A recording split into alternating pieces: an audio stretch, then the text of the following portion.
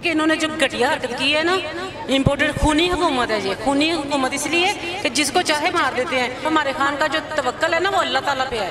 वो सिर्फ अल्लाह से डरता है। इन जैसे भगोड़ों से डरेगा जो पैसा लूटते हैं वो बाहर जाके बैठ जाते हैं।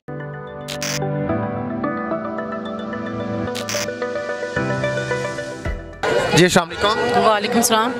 खान साहब पर जो हमला हुआ, खान साहब तहरीक इंसाफ के जो कारकुन हैं उनके लिए रेड लाइन थे। इस हवाले से आपके क्या जज्बात हैं, क्या कहना चाहेंगे? हम यही कहेंगे कि इन्होंने जो घटिया हरकत की है ना, इम्पोर्टेड खूनी हुकूमत है। ये खूनी हुकूमत इसलिए कि जिसको चाहे मार देते हैं। डायरेक्टर FIA के जो इनकी तहकीकात कर रहे थे उनको इन्होंने मार दिया। फिर अरशद शरीफ साहब को भी इन्होंने शहीद कर दिया। और अब खान अगर नहीं रुक रहा था तो उसको इन्होंने मारना ही चाहता, वो तो अल्लाह ने बचा लिया उनको। ठीक है, और हम उनके एक एक खून के कतरे का हिसाब लेंगे। जैसे हमारे लीडर कहेंगे हम वैसे ही करेंगे। पाकिस्तान की 75 साल तारीख तो यही बताती है। मात्र के साथ उनके जिस तरह से दीगर कारकुनान या दीगर पॉलिटिकल वर्कर या जो इस मुल्क के लीडर हैं वो अपनी जान की हिफाजत करते हैं, खान साहब के लिए उस तरह से पाकिस्तान तहरीक इंसाफ ने भी उस तरह से वो स्ट्रेटजी नहीं प्लान की। आपने देखा होगा बुलेट प्रूफ शीशे लगे होते हैं, ये सारी चीज़ें। और पंजाब पुलिस थी अभी तो हम इस्लामाबाद भी नहीं इंटर हुए, इसके बावजूद भी यहाँ पर जिम्मेदारी तो ज़्यादा खान साहब की अपनी हुकूमत की है। सबसे पहले ये कि 75 साल तारीखी दौर में कोई भी लीडर इमरान खान जैसा आया ही नहीं।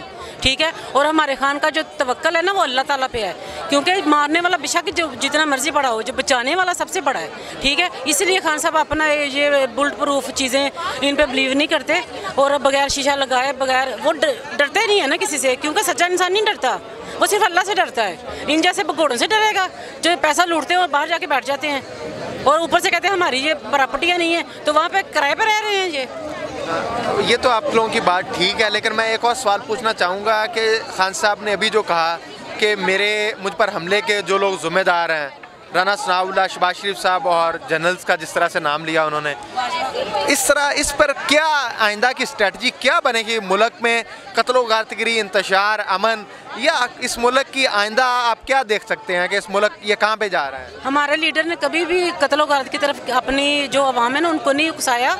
ठीक है, जैसे वो स्ट्रेटजी बनाएंगे, जैसे वो हमें हुक्म करेंगे हम वैसे ही करेंगे। हम इनकी तरह थोड़ी हैं कि जो सच्चा उसे रास्ते से हटा दो। हमारे खान साहब जो भी करते हैं, कभी भी उन्होंने गुंडागर्दी या इस पर यकीन नहीं रखा और वो सच्चे हैं बिल्कुल। जबकि मैं और इस मौके की मुनासबत से नहीं पूछना चाहता था, आपने कहा सच्चे, बल्कि ये इल्ज़ाम भी आप पर लगता, तहरीक इंसाफ की कारकुनान पे लगता, फहाशी का, ये वो ज़मीन गर्म कर देंगे, सारी चीज़ें।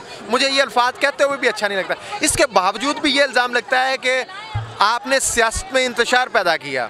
अब बैनर लगे, आपको पता होगा किस तरह से, इस पर आप क्या कहना चाहें कि एक लॉन्ग मार्च जा रहा है, उस पर बैनर्स लगने रातों रात, ये क्या स्ट्रेटजी चाहते क्या हैं? वो खान साहब कहते हैं ना कि इनकी अब वो टांगे कांप रही हैं, वही हिसाब है। इनको पता था कि हम अब जाने वाले हैं। अब कोई भी जैसे वो होता है ना, बंदा पानी में फेंक दो तो उसे समझ नहीं आ रही होती, मैं हाथ पाँव मारता है। ये हाथ पाँव मार रहे हैं, इनके फूले हुए हाथ पाँव कि हम करें क्या। और ये घटिया हरकत इन्होंने की है। जी, हमारे साथ कुछ और कारकुनान भी मौजूद हैं, हम उनका स्टांस भी लेते हैं, उनके जज्बात भी जानते हैं। इस हवाले से वो क्या कहना चाहते हैं? आप खान साहब पर जो हमला हुआ इस पर क्या कहेंगे? मैं तो ये कहूँगा सर, ये देखें, ये इन्होंने किया है जो हालत है, ठीक है, ये इन्होंने ये जो खान साहब ने किया, ये पाकिस्तान पे किया, हमारे ये पाकिस्तानी कौम के जज्बात को मजरूह किया, पाकिस्तानी कौम पर यह हमला किया गया। ये थे कारकुनान के जज्बात। नाज़रीन, मैं मुख्तलिफ हलकों से ये सवाल करता हूँ कि क्या जो कौम चाहती है, कौम जिसे अपना लीडर बनाना चाहती है, आप उसे लीडर क्यों नहीं तस्लीम करते? सबसे लाली परचम, इसकी नमूज़ को पमाल ना होने दीजिए। यही सही वो रास्ता है जिससे ये सबसे लाली परचम की जो नमूज़ है वो पमाल होने से बच जाएगी और ये कौम तरक्की की राह पर भी गामज़न हो जाएगी। इसी के साथ मुझे अपने मेज़बान AK आज़ाद को इजाज़त दीजिए। देखते रहिए नुमाइंद इंसान अल्लाह ने के बाद।